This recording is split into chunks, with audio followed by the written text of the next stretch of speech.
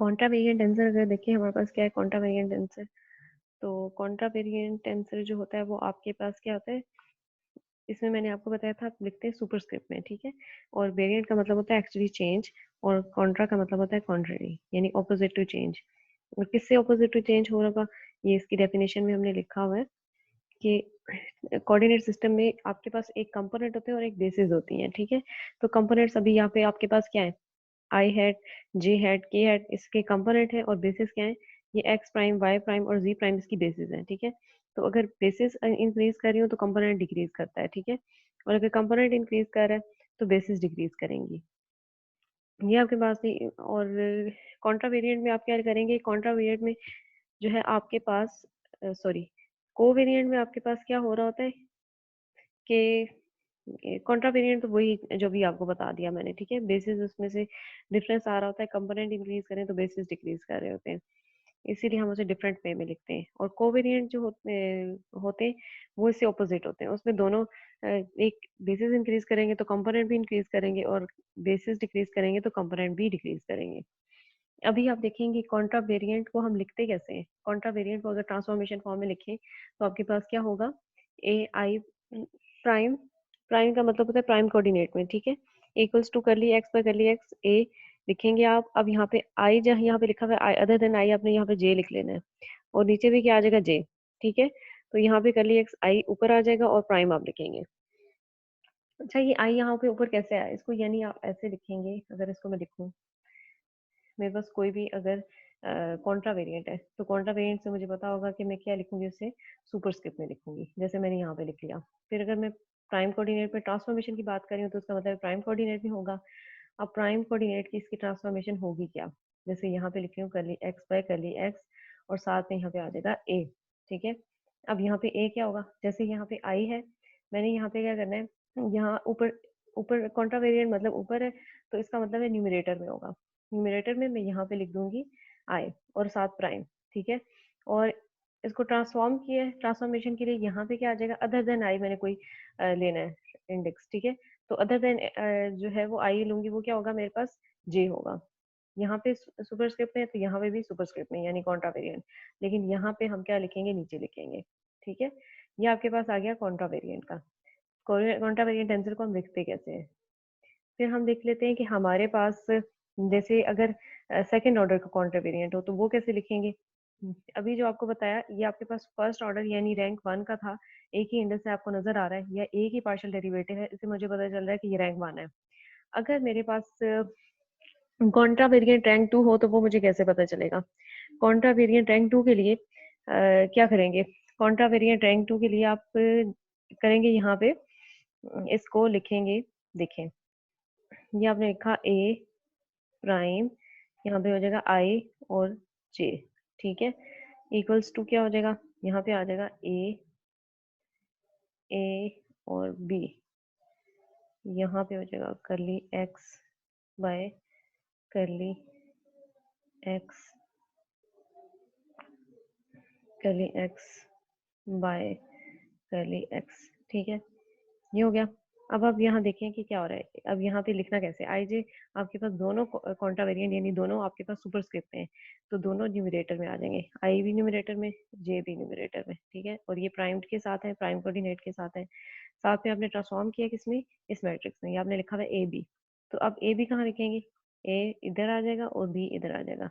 ये आपके पास आप लिख सकते हैं कॉन्ट्रा वेरिएंट टेंसर को, सेकंड ऑर्डर रैंक टेंसर को किस में लिख रहे हैं आप, ट्रांसफॉर्मेशन लॉ की फॉर्म में लिख रहे हैं, ठीक है। और यहाँ पे आपको एक तो इसके टू इंडिसेस से भी पता चल रहा है कि ये सेकंड रैंक ऑर्डर है, दूसरा आप इसके देख रहे हैं कि टू पार्शियल डेरिवेटिव्स हैं, उससे भी हमें पता चल रहा है कि ये सेकंड ऑर्डर है, रैंक इसका सेकंड रैंक है, ठीक है। और फिर उसके बाद एक एग्जांपल थी जो हमने लास्ट टाइम देख भी ली थी, कोवेरिएंट। फिर हमने देखा कोवेरिएंट में क्या था कि कोवेरिएंट में आपने सबस्क्रिप्ट में लिखना होता है। जैसे आप कोवेरिएंट में क्या करेंगे, यहाँ पे आपके पास सबस्क्रिप्ट में होगा, इसकी ट्रांसफॉर्मेशन ला लिखेंगे तो हमारे पास क्या हो जाएगा। अब यहाँ पे जैसे आई है तो आई को ट्रांसफॉर्म हमने किया, लेट्स सपोज मैं ए में कह देती हूँ, और इसको लिखने के लिए हम पार्शियल डेरिवेटिव की फॉर्म में ट्रांसफॉर्मेशन करें ना तो यूं लिखेंगे।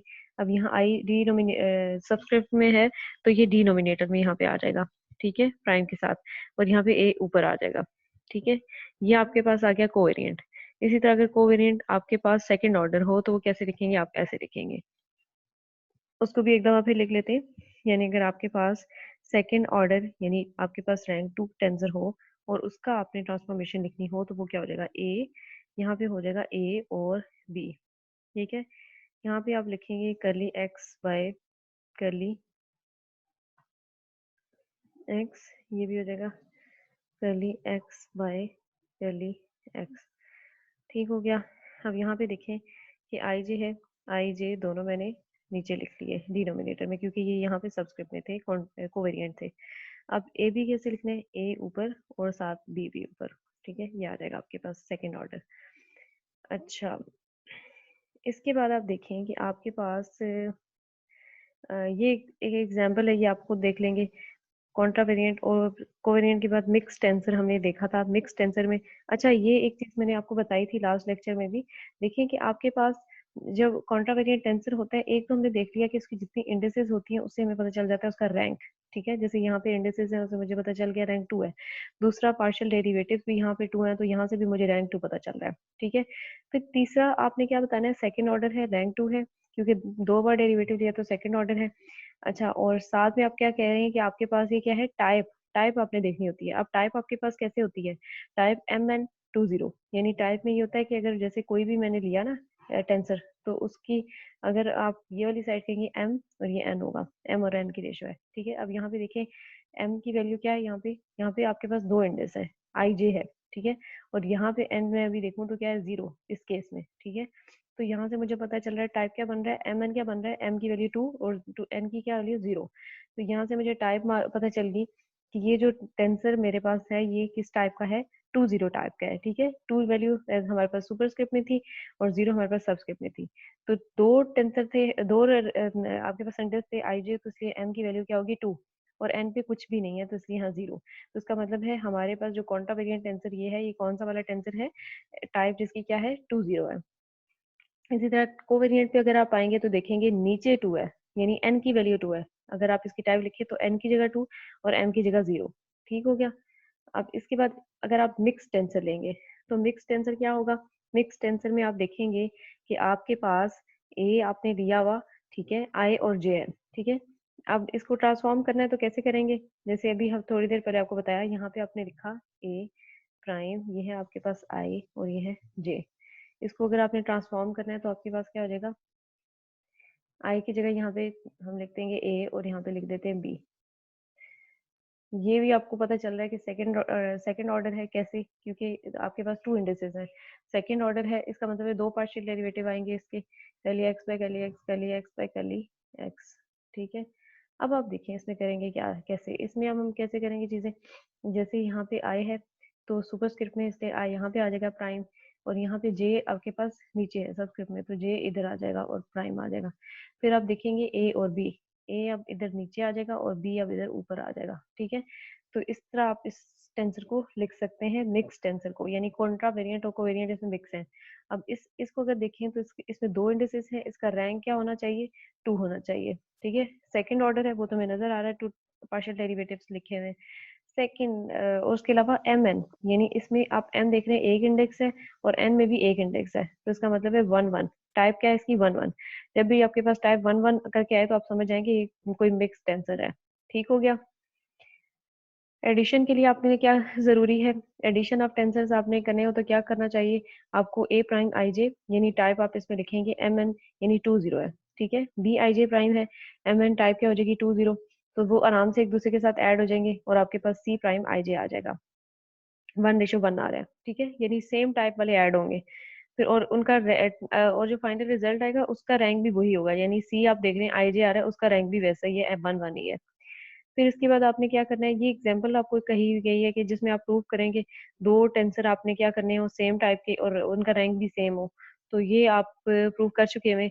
इसमें आपने क्या करना है, एक को अगर हम उसके ट्रांसफॉर्मेशन लॉ की फॉर्म में लिखेंगे, बी को उसकी ट्रांसफॉर्मेशन लॉ की फॉर्म में लिखेंगे, फिर उन दोनों को ऐड करेंगे तो हम देखेंगे कि उनकी ट्रांसफॉर्मेशन लॉ की ये जो फॉर्म है ये दोनों सेम है, तो उसको कॉमन ले लेंगे, पीछे ये बच जाएगी।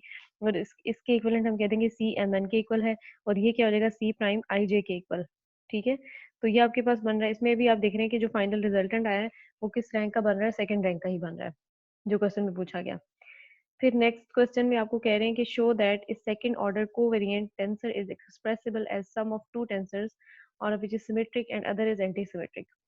अब आपने इसमें से शो करना है कि एक आपके पास सिमेट्रिक आ जाए और एक एंटी सिमेट्रिक आ जाए। तो उसके लिए भी क्या करेंगे, सिंपल ए आई जी को आप ऐसे हाफ करके लिख सकते हैं, यानी ये आपके पास सिंपल जैसे मैथ्स होता है ना, 1/2 प्लस 1/2 करेंगे तो क्या आ जाएगा आपके पास, 1 आ जाएगा। ठीक है, कैसे आएगा, 2 यहाँ पे हो गया, 1 प्लस 1 ये हो जाएगा 2/2, तो ये हो जाएगा 1। ये वो बन रहा है आपके पास कि 1 आ रहा है। ठीक है, अब आपने इनको तोड़ के लिखा हुआ है, अब इसको क्या करना है, एक दफा -1/2 और एक दफा +1/2, और यहाँ पे क्या करेंगे, यहाँ पे आई जे है ना, तो हम लिख देंगे जे आई कर दिया। देखिए अब ये वाली टर्म, ये वाली टर्म, ये वाली टर्म इसके साथ ऐड करनी है और ये वाली टर्म इसके साथ माइनस, तो देखिए क्या हो जाएगा, 1/2 ए आई जी प्लस ए जे आई प्लस 1/2 ए आई जी माइनस ए जे आई, ये हो गया आपके पास। ठीक है, फिर उसके बाद आप देखें ये वाली टर्म किसके इक्वल हो रही है, बी आई जे के, ये वाली टर्म किसके इक्वल हो रही है, सी आई जे के, ये हो गया आपके पास। तो वो बन क्या जाएगा, जो आपके पास बी आई जे की टर्म है, अब उसको आप लिखेंगे और जैसे ही इस टर्म को, और हम इसको चेंज कर देते हैं, यानी आई जे यहाँ पे रिप्लेस कर देते हैं, जे को आई से और आई को जे से, तो क्या होगा, जे आई, यहाँ पे भी क्या हो जाएगा, जे आई, यहाँ पे क्या हो जाएगा, आई जे हो जाएगा, क्योंकि ऑलरेडी जे आई था। तो देखिए कि इनको जब हमने ऐड किया, क्योंकि ये टर्म्स दोनों एक दूसरे के साथ ऐड ही हो रही है प्लस माइनस, तो इस टर्म को मैं पहले लिख सकती हूँ, इसको बाद में, इसको पहले लिख दिया, इसको बाद में, तो इस तरह लिखने से मुझे पता चल रहा है ये तो एग्जैक्टली वही बन गया बी आई जे। तो इसका मतलब है बी आई जे और बी जे आई इक्वल है। इक्वल होने का मतलब होता है कि ये क्या है, अगर आपके पास ऐसे आ जाए ना, बी आई जे और बी जे और आई, ये इक्वल आने का मतलब होता है कि सिमेट्रिक है। ठीक हो गया, फिर उसके बाद आप देखेंगे नेक्स्ट, नेक्स्ट आपके पास सी आई जे क्या है, 1/2 ए आई जे माइनस ए जी आई, तो ए जी आई हो गया। अब इसमें देखें कि आई जे, हम आई को जे आई से रिप्लेस कर देते हैं, यहाँ पे भी जे आई से, यहाँ पे भी जे आई जे से, जे आई है ना तो आई जे हो जाएगा। अब इसको अगर मैंने वापस सी आई जे बनाना तो उसके लिए क्या करूँगी, इसको इधर लेके आऊंगी ए आई जी, और इसको माइनस इधर आ गया, लेकिन इसके साथ माइनस था इसलिए मैं माइनस कॉमन ले लूंगी, तब आपके पास सही फॉर्म बनेगी, तब आपके पास माइनस सी आई जे बन गया। ठीक है, तो यहाँ से पता चल रहा है कि सी जे आई इक्वल्स टू माइनस सी आई जे बन रहा है। ठीक है, तो यहाँ से हमें पता चल रहा है कि ये नेगेटिव साइन के साथ है, एंटी सिमेट्रिक है, और स्क्यू सिमेट्रिक भी इसे कह सकते हैं, एंटी सिमेट्रिक और स्क्यू सिमेट्रिक है। अब इसके बाद आप देखें कि कॉन्ट्रैक्शन ऑफ टेंसर कैसे होगा। कॉन्ट्रैक्शन ऑफ टेंसर आपके पास ऐसे होगा, जैसे आप देखें कि आपके पास ये एक टेंसर है, ठीक है, टेंसर है, अगर आप इसका मैं ऑर्डर आपसे पूछूं कि क्या है, तो आप देखेंगे कि इसके कितने इंडिसेस हैं, जैसे एल एम, 2 इंडिसेस हो गए, आई जे के 3 इंडिसेस हो गए, टोटल 3 + 2 5 इंडिसेस, 5 इंडिसेस आपको नजर आ रहे हैं टोटल। ठीक है, अब आपने इसकी टाइप लिख लेनी है, टाइप क्या है, आप देखेंगे एम की वैल्यू जो ऊपर आई जे के हैं यानी 3 है, वो 3 है, और एन की वैल्यू क्या आ जाएगी, एल एम, तो ये आपके पास 3 2 टाइप है, यानी एन की, ये एन की वैल्यू है, ये आपके पास किसकी वैल्यू है, एम की वैल्यू है, 3 2 टाइप बन रहा है आपके पास टेंसर।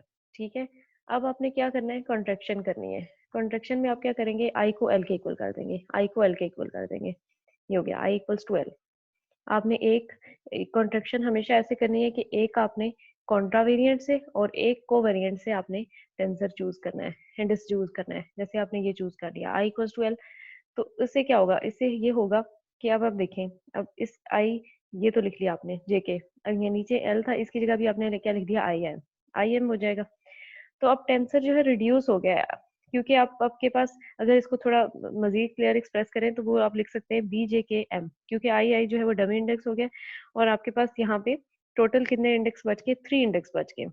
ठीक है, 3 इंडेक्स बच गए, यानी ऊपर 2 और नीचे 1, तो 2:1, यानी पहले कितना था, 3 3 से रिड्यूस होकर 2, और ये वाला 2 से रिड्यूस होकर 1, इतने रैंक आपका जो है वो टेंसर रिड्यूस हो गया और कॉन्ट्रैक्ट हो गया। ठीक है, तो इस तरह आपने ये जाना कि आपके पास कितना रैंक रिड्यूस होता है, हमेशा किस फैक्टर से, 2 फैक्टर से रिड्यूस होता है, एक आपके पास कॉन्ट्रा वेरिएंट में, यहाँ पे एक आपके पास कोवेरिएंट में रिड्यूस हुआ है, तो ये आपके पास होता है कॉन्ट्रैक्शन।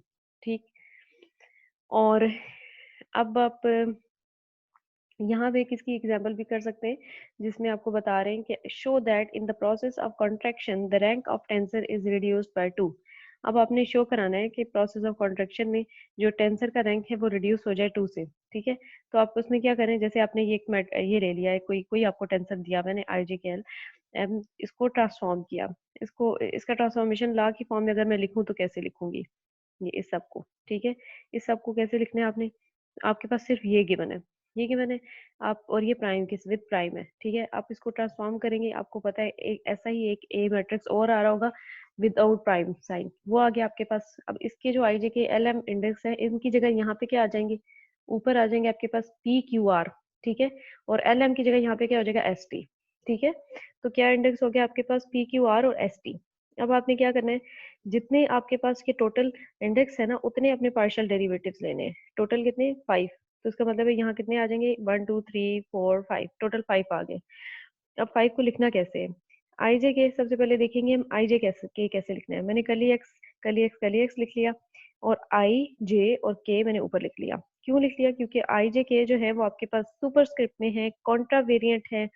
और कॉन्ट्रा वेरिएंट होने का मतलब है कि पार्शियल डेरिवेटिव में भी वो न्यूमरेटर में आएंगे आई जे के। तो आपके पास आई जे के न्यूमरेटर में आ गए, और विद प्राइम, प्राइम साइन भी आप सब आपने सबके साथ लगा देने, जैसे यहाँ पे हमने लगा लिए। फिर आपके पास क्या एल एम, एल एम आपने लगाना है, वो कहाँ आएगा, वो आपके पास सबस्क्रिप्ट में है, कोवेरिएंट है, और वो आएंगे डिनोमिनेटर में। तो यहाँ देखिए एल और एन, और इनके साथ भी आ गए प्राइम, ठीक हो गया। अब आपने जो एक मैट्रिक्स पोज किया हुआ है जिसके ऊपर आपने पी क्यू आर और एस टी वैल्यू लिखी हुई है, उनको लिखना है। पी क्यू आर आपके पास आई जे के नीचे आ जाएगा पी क्यू आर, ठीक है। और एस टी आपके पास एल और एम के ऊपर आ जाएगा, ये आ गया आपके पास। तो ये आपके पास एक फुल ट्रांसफॉर्मेशन ला को हमने लिख लिया, ठीक है, जिसका इंडेक्स 5 था, रैंक 5 था। अब इसमें आपने क्या करनी है, कॉन्ट्रैक्शन। अब आपको पता चल रहा है कि ये टाइप भी क्या है, ये 3 2 टाइप है। तो क्योंकि ऊपर इंडेक्स में 3 है और नीचे 2, तो अब आप देखेंगे contraction i equals to l, एक मैंने ऊपर से चूज किया, एक नीचे से। I equals to l choose करने पे क्या हुआ, ये आई आई हो गया, ये जे के और एम हो गया, ठीक है। यहाँ पे क्या हो जाएगा, यहाँ पे भी आप देखें कि आपके पास एक टर्म सिर्फ जो है वो कौन सी वाली आई थी, एक सिर्फ ये वाली टर्म आई है, और एक आपके पास एल इधर है, तो इस एल की जगह आया आ जाएगा, ठीक है। यहाँ देखें इस एल की जगह एक आया आ गया, ठीक है, और एक इधर आया तो ऑलरेडी था, तो हमने सेम कर दिया इसको। अब क्या होगा, होगा ये कि आपके पास जो ये टर्म आई है कॉन्ट्रैक्शन के थ्रू, उसमें हो जाएगा ये वाली टर्म और ये वाली टर्म आपस में कैंसिल हो जाएगा। पीछे बचेगा कली एक्स जे बाय कली एक्स क्यू, और कली एक्स के बाय कली एक्स आर, और कली एक्स टी बाय कली एक्स एम प्राइम, ये हो जाएगा। और यहाँ पे कली एक्स एस बाय कली एक्स पी, ये आ जाएगी, ये टर्म आ जाएगी। सही हो गया। अब इसको क्या करना है, अब आपने इस टर्म को, बाकी सारी टर्म आप देखते हैं कि एक टर्म प्राइम है और उसके डिनोमिनेटर में अनप्राइम्ड है, फिर ये भी प्राइम टर्म है, ये अनप्राइम्ड है, ये आपके पास अनप्राइम्ड है, ये प्राइम्ड है, लेकिन ये टर्म जो है ना, ये टोटल आपके पास कैसे बन रही है, अनप्राइम्ड बन रही है, ठीक है। तो उसको हम क्रॉनिकल डेल्टा की फॉर्म में लिख सकते हैं, क्योंकि क्रॉनिकल डेल्टा को ऐसे भी आप लिख सकते हैं, उसका ये एक्सप्रेशन भी होता है। तो उसमें क्या होगा, जो आपके पास न्यूमरेटर में एस है वो ऊपर आ जाएगा, और जो डिनोमिनेटर में पी है वो नीचे आ जाएगा। तो ये क्रॉनिकल डेल्टा एस पी हो गया आपके पास, इक्वल्स टू करली एक्स एस बाय करली एक्स पी, ठीक है। अब आपने क्या करना है कि इस सारे की जगह हमने क्रॉनिकल डेल्टा लिख दिया, ये पीछे कितने पार्शियल डेरिवेटिव रह गए, 3 पार्शियल डेरिवेटिव रह गए, ठीक हो गया। अब आप क्या करेंगे, इसे नेक्स्ट स्टेप में आपने ये करना है, इसको मैंने थोड़ा बस एडजस्ट करके इधर ले आई, और उसके बाद आप देखेंगे क्रॉनिकल डेल्टा की प्रॉपर्टीज होती हैं, अगर आप याद करें उसमें मैंने आपको क्या बताया था, जैसे मैं कहती थी ना, ये आपके पास क्या होगा 1, ये आपके पास क्या होगा 1, ठीक है। अदर देन ये, यानी कि अगर आपके पास हम इधर कोई भी वैल्यू लिख देते थे एस पी, या जो भी हम लिख, या आई जे आप लिख देते थे, ठीक है। तो उसका होता ये था कि आपके पास आई जे 1 तब होगा जब आई और जे इक्वल हो, आई और जे इक्वल होंगे तो 1 होगा। जब आई और जे जो है वो एक दूसरे के इक्वल ना हो, तब आपके पास 0 आ जाता है क्रॉनिकल डेल्टा, ठीक है। अब आप देखें कि यहाँ पे इसका मतलब है एस और जब पी इक्वल होंगे तो 1 आंसर आएगा, और एस और पी जब नहीं इक्वल होंगे तो आंसर क्या आएगा, 0 आएगा क्रॉनिकल डेल्टा में। तो यहाँ पे आप देखें, जब मैंने i equals to l choose किया है, तो इसका मतलब मुझे p equals to q v choose करना चाहिए, ठीक है, p equals to s p choose करना चाहिए। तो यहाँ पे एस और पी हम कहते हैं कि इक्वल है, तो पी पी हो जाएगा, क्रॉनिकल डेल्टा की वैल्यू यहाँ पे पी पी हो जाएगा, वो क्या हो जाएगा 1, वो हो जाएगा 1, मिक्स्ड आंसर में भी वो हो जाएगा 1। अब आप इसको देखिए, इसका मतलब है कि ये जो क्रॉनिकल डेल्टा है, इसकी जगह मैंने वैल्यू 1 लिख दी, यहाँ पे 1 हो गया, पीछे आपके पास ये 3 बच गए, ठीक है, पीछे आपके पास ये 3 बच गए। और इन 3 से ही मुझे पता चल रहा है, मैंने आपको स्टार्ट पे भी बताया था कि अगर आपके पास 3 पार्शियल डेरिवेटिव हैं तो उसका मतलब है ये कौन सा रैंक है, रैंक 3 है, ठीक है। इसका मतलब है आपके पास जो है एक्चुअली रिड्यूस होके जो आपके पास वैल्यू थी एक्चुअली टेंसर की 5 रैंक था, उससे कितना हो गया, 3 रैंक टेंसर हो गया अब आपके पास, ठीक है यहाँ पे। और यहाँ पे भी आपने आई आई लिखा हुआ है। अब यहाँ पे आपके पास क्या आ गया, पीपी आ गया, ठीक है। और क्योंकि यहाँ पे आप देखें कि एस की जगह आपने क्या कर दिया, उसे रिप्लेस कर दिया पी से, ये आ गया आपके पास। तो ये आपके पास रैंक क्या हो गया, यहाँ पे रिड्यूस हो गया। फिर इसके बाद आउटर प्रोडक्ट, आउटर प्रोडक्ट क्या होता है आपके पास, आउटर प्रोडक्ट में आप क्या करते हैं, दो टेंसर को आप सिंपल मल्टीप्लाई करते हैं, जैसे यहाँ पे ए बी हमें बताया हुआ है, और उनका रैंक जो होते हैं वो ऐड हो जाते हैं। जैसे यहाँ पे आप देखें एक टेंसर आपके पास, ये कौन सा टेंसर है, ये आपके पास कॉन्ट्रा वेरिएंट टेंसर है, जिसका रैंक है आई जे, यानी आई जे से दो इंडेक्स है तो इसका रैंक क्या हो जाएगा 2। बी के बी, अब इस ये कौन सा टेंसर हो गया, कोवेरिएंट टेंसर है, जिसका जो है वो सबस्क्रिप्ट में है आपके पास इंडेक्स, ठीक है, एक ही इंडेक्स है, तो ये रैंक 1 है। अब रैंक 2 को रैंक 1 टेंसर से आप मल्टीप्लाई करेंगे, जैसे सिंपल मल्टीप्लाई करते हैं, तो उनका रैंक क्या हो जाएंगे, रैंक ऐड हो जाएंगे, यानी 2 + 1 रैंक कितने हो जाएंगे, 3 रैंक। तो आंसर आपका थर्ड रैंक का आना चाहिए, ठीक है। अब हम देखते हैं एक क्वेश्चन जिसमें आपको कह रहे हैं कि आपने क्या करना है, if A I J is a contravariant tensor and B K is a covariant vector, show that the, ये जो आप इसका प्रोडक्ट लेंगे वो क्या हो, टेंसर ऑफ रैंक 3। तो चले हम स्टार्ट करते हैं। ये आपके पास क्या है, कोई भी एक टेंसर है, ए आई जे है, ठीक है। और इसको इसका ट्रांसफॉर्मेशन लॉ में लिखेंगे फिर बी के को। अब ए आई जे को मैं अगर ट्रांसफॉर्मेशन लॉ में लिखूं तो कैसे होगा, देखिए आपके पास सिंपल है ना, ए आई और जे। इसको लिखने के लिए क्या करूंगी, ए, ये प्राइम इंडेक्स था, मैंने ये अनप्राइम इंडेक्स लिख लिया, लेट्स सपोज मैंने एम मैंने इसके कोई सपोज कर लिया कोई मैट्रिक्स विदाउट प्राइम। फिर उसके बाद यहाँ पे ट्रांसफॉर्मेशन लॉ के अकॉर्डिंगली मैं इसको अगर लिखूं तो मुझे पता है कि यहाँ पे 2 इंडेक्स हैं तो 2 पार्शियल डेरिवेटिव्स आने चाहिए, जैसे यहाँ पे आ गए, ठीक है। अब आपने क्या करना है, यहाँ पे आई और जे दोनों आप देख रहे हैं कि आपके पास सुपरस्क्रिप्ट में है या कॉन्ट्रा वेरिएंट है, तो वो दोनों न्यूमरेटर में आ जाएंगे। एम एन अब कहाँ पे आएगा, एम एन नीचे आ जाएगा, ठीक है, ये आ जाएगा, जैसे ये इसको मैंने लिख लिया, ठीक है। फिर उसके बाद हम लिखते हैं बी के को आपने अगर लिखना है, बी के प्राइम आपके पास क्या हो जाएगा, यहाँ पे हम बी पी सपोज कर लेंगे, ठीक है, करली एक्स बाय करली एक्स। यहाँ पे क्योंकि एक ही पार्शियल डेरिवेटिव रिक्वायर्ड होगा क्योंकि इंडेक्स 1 है, ठीक है। तो के आपके पास यहाँ डिनोमिनेटर में है, इसे हम इसे इधर डिनोमिनेटर में लिखेंगे, पी आपके इधर आ जाएगा, न्यूमरेटर में आ जाएगा, तो ये आपके पास टेंसर की फॉर्म आ जाएगी, ठीक है। इन दोनों को ट्रांसफॉर्मेशन फॉर्मूला में लिख लिया, अब इनको क्या करना है, मल्टीप्लाई करना है। दोनों को देखें, डायरेक्ट मल्टीप्लाई कर दिया हमने, और मल्टीप्लाई करते हुए हम देखेंगे एक पहली टर्म और फिर दूसरी टर्म, फिर मैं देखूंगी ए एम एन और बी पी हो गया, ठीक है। फिर 1 2 3 ये तीनों आपके पास यहाँ पे आ गए, ठीक हो गया। अब इसमें क्या है कि 3 पार्शियल डेरिवेटिव हैं जो रैंक 3 के हो गए, और इसके इंडेक्स कितने हो गए टोटल, आई जे और के, ये इसके इंडेक्स 3 आ गए, 3 इसके इंडेक्स आ गए। तो ये आपके पास एक टेंसर का जो है ना, यहाँ से आपको पता चल रहा है कि अगर दो इंडेक्स को, एक 2 का था और एक 1 का, उनको मल्टीप्लाई करेंगे तो उनका रैंक क्या हो जाएगा, 3 हो जाएगा। वो हमें इन 3 पार्शियल डेरिवेटिव से भी पता चल रहा है। इसके बाद एक चीज पढ़ लेते हैं, quotient law of tensor. Quotient law of tensor क्या होता है, it states that if the inner product of a set of functions with an arbitrary tensor is a tensor, then the set of function is itself a tensor.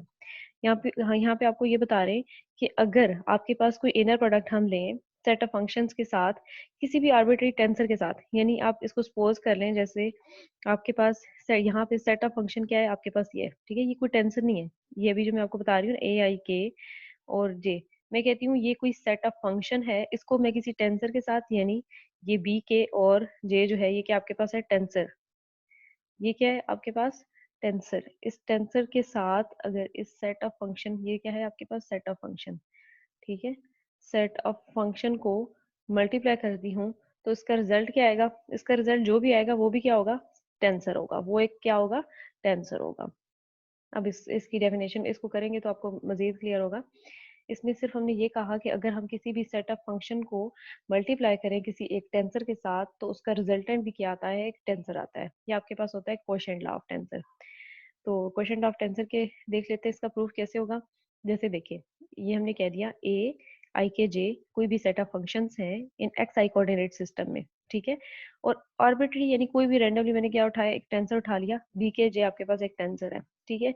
अब इनको अगर मैं multiply करती हूँ तो मेरे पास ये आ जाएगा, ठीक हो गया।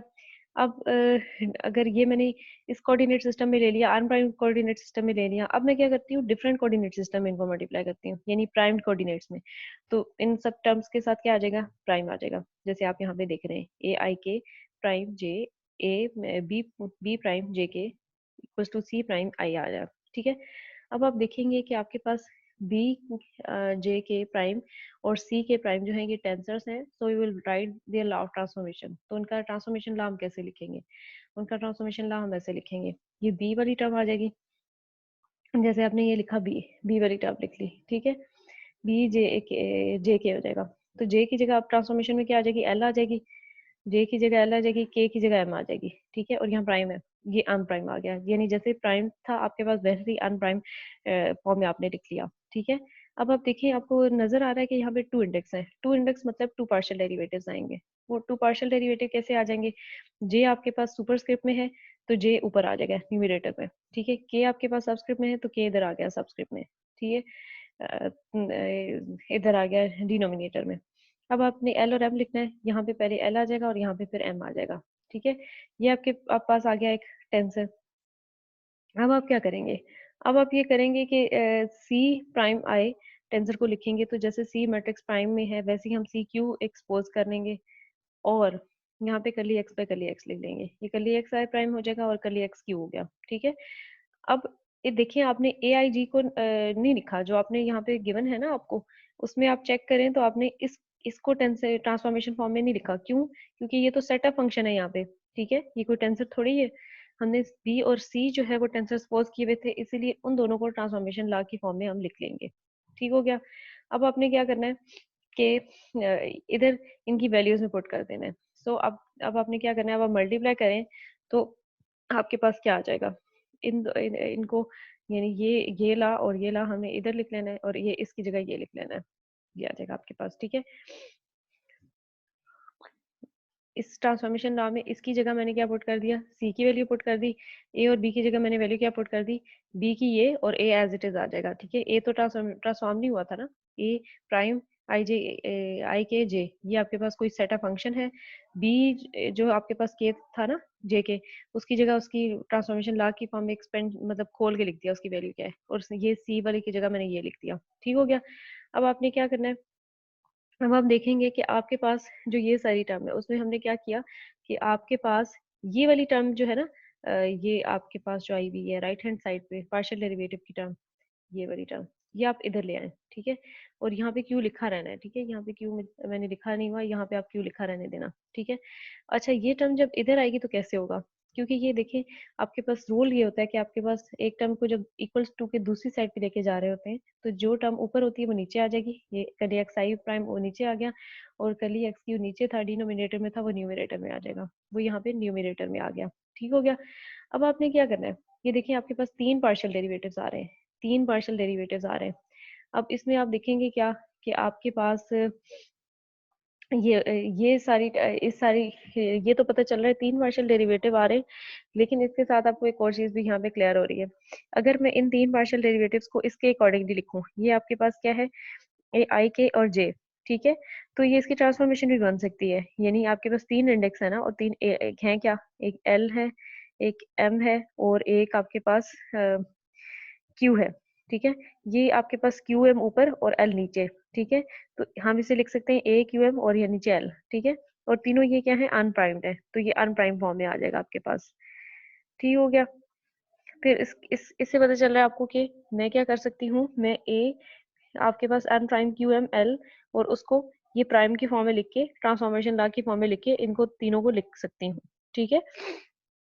और अगर मैं क्या करूं, ये सारी फॉर्म इधर ले आऊं, दूसरी साइड पे ले आऊं, अब इसी को मैंने जिसको मैंने सपोज किया हुआ है, यानी मैंने इस सारे को कह दिया कि ये सारा जो है आपके पास इसके इक्विवेलेंट बन रहा है, और मुझे पता भी चल रहा है ट्रांसफॉर्मेशन लॉ के अकॉर्डिंगली बन रहा है, मुझे ठीक है। कितनी करती अब आपने क्या करना है, अब आपने क्या करना है, अब आप ये करेंगे कि ये जो आपके पास है ना, इसको एक साइड रहने दें, बाकी सारी टर्म्स को दूसरी साइड पे ले जाएंगे, यानी इस तरफ। तो क्या बन जाएगा, तो बस आपके पास क्या होगा, जैसे जो टर्म ऊपर है ना न्यूमरेटर में वो डिनोमिनेटर में हो जाएगी, बाकी सब वैसे के वैसे ही, ठीक है। यानी ये देख लें कर्ली एक्स क्यू यहाँ ऊपर था, 1 नीचे चला गया, कर्ली एक्स प्राइम ऊपर आ गया। यहाँ पे कर्ली एक्स जे आपके पास नीचे चला गया, कर्ली एक्स एल ऊपर आ गया, ठीक है। इसी तरह कर्ली एक्स एम जो है वो आपके पास नीचे और कर्ली एक्स के इधर आ गया, ठीक है। तो ये आपने इसको एक फॉर्म में लिख लिया और ये ए प्राइम आई के जे के इक्वल बन रहा है। अच्छा, अब आपको क्या पता चल रहा है इससे? इससे पता चल रहा है आपको कि जो ये फॉर्म थी, अब इस सारी फॉर्म की जगह हम क्या लिख सकते हैं?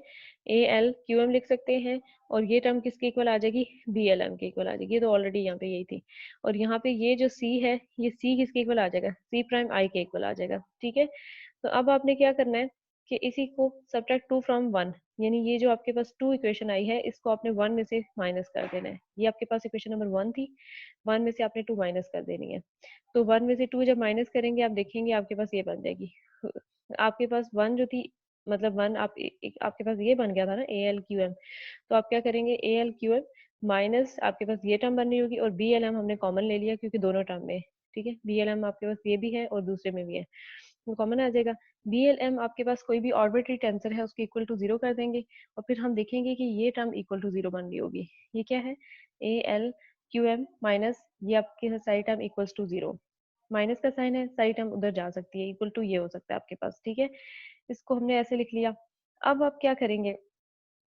अब अगर इसको जो है वो क्यू, अगर इसको प्राइम कर दें, अगर मैं इसको प्राइम कर देती हूँ तो ये प्राइम हो जाएगा। इसके प्राइम होने से क्या होगा कि अंदर की जो सारी टर्म्स है ना, जो प्राइम है वो अनप्राइम हो जाएंगी, और जो अनप्राइम है वो प्राइम हो जाएंगी। देखिए, ये प्राइम थी, ये अनप्राइम हो गई। ये एक्स जे प्राइम था, ये अनप्राइम हो गया। एक्सएल अनप्राइम था, अब यहाँ पे प्राइम हो गया। ये ऐसे आपके पास टर्म आ जाएंगी। तो इससे आपको पता चल रहा है कि यहाँ पे ए जे आई के जो है वो कंपोनेंट किसका है? टेंसर का है। टेंसर का ही कंपोनेंट है, क्योंकि उसको भी हमने ट्रांसफॉर्मेशन लॉ की फॉर्म में लिख लिया। सही है, उसको भी हमने ट्रांसफॉर्मेशन लॉ की फॉर्म में लिख लिया। ये आपके पास क्वेश्चन रूल है, क्वेश्चन रूल भी आपकी बुक में भी है, तो वो भी हम देखेंगे, वो फिर हम देखेंगे, ठीक है। बाकी जो है